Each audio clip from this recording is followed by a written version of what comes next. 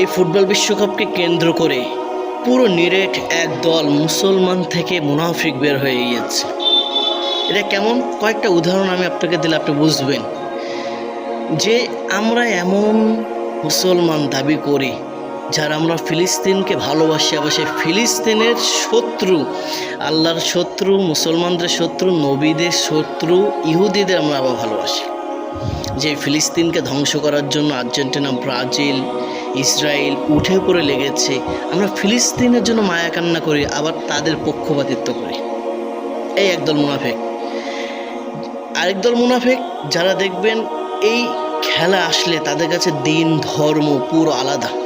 তারা এমন কথাও বলেছে যে আল্লাহ তাআলা মুসা আলাইহিসসালামকে মেসির রূপে পাঠিয়েছে মিশরের বিপক্ষে খেলার জন্য। নাউজুবিল্লাহ।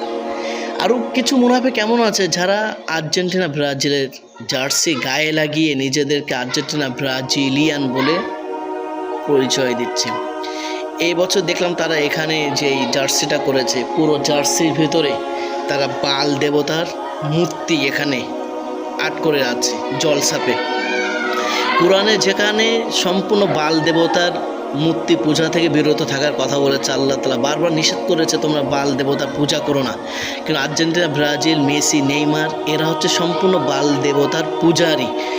এরা যে বাল দেবতা পূজা করে সেই বাল দেবতার মূর্তি এখানে লাগানো, সেই মূর্তির জার্সি গায়ে দিয়ে মুসলমানের ঘরের মুনাফিক সন্তানরা ঘুরছে। আরেকদল মুনাফিক তো এমন আছে যারা আল্লাহ রাসূল সাল্লাল্লাহু আলাইহি সাল্লাম প্রকাশ্য বিরুদ্ধাচরণ করে। যে খেলা এটা এন্টারটেনমেন্ট জায়েজ আছে, আল্লাহ নবী সাল্লাল্লাহু আলাইহি ওয়াসাল্লাম এই খেলার জন্য জায়েজ হওয়ার ফতোয়া দেন নাই, বা এই খেলা দেখার জন্য আল্লাহ রাসূল বলেন নাই। যেই খেলা মুসলমানদের রক্ত নিয়ে খেলে, যেই খেলা মুসলমানদের মেয়েদের ইজ্জত নিয়ে খেলে, এই খেলার জন্য তো আল্লাহ নবী সাল্লাল্লাহু আলাইহি ওয়াসাল্লাম বলেন না আমাদেরকে। এরা এমন মুনাফিক, এরা পুরো এই যে ফুটবল বিশ্বকাপ খেলাগুলোতে এরা নিজেদেরকে মেসির উম্মত দাবি করে, নেইমারের উম্মত দাবি করে, আর বাকি সময়গুলোতে এরা নবীর উম্মত দাবি করে। একটার মুখে আপনি দেখেন দাড়ি নাই।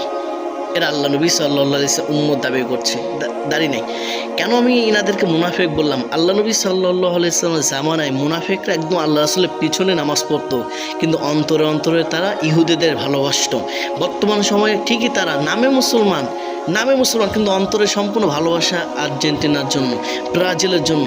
নিজের দল যদি হেরে যায় তাহলে এর আফসোস করছে, আর্জেন্টিনা হেরে যাওয়ার কারণে মায়া কান্না করছে। কেউ তো ব্রাজিল হেরে যাওয়ার কারণে আত্মহত্যা করে নিজের জীবনটা বিসর্জন দিয়েছে। গতকালকে মারামারি করে দুই দল মারামারি করেছে, এক দল মিশর আর এক দল আর্জেন্টিনা।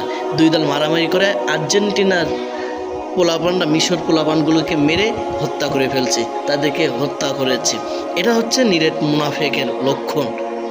যেখানে আল্লাহ নবী সাল্লাল্লাহু আলাইহি ওয়াসাল্লাম বারবার আমাদেরকে এই রকম ফিতনা থেকে বেঁচে থাকার জন্য বারবার বলতেন, সেই ফিতনার আমরা পড়ে গিয়েছি, আবার নিজেদেরকে মুসলমান বলে দাবি করি। এটা আফসোস, হাস্যকর ছাড়া আর কোনো কিছু হতে পারে না।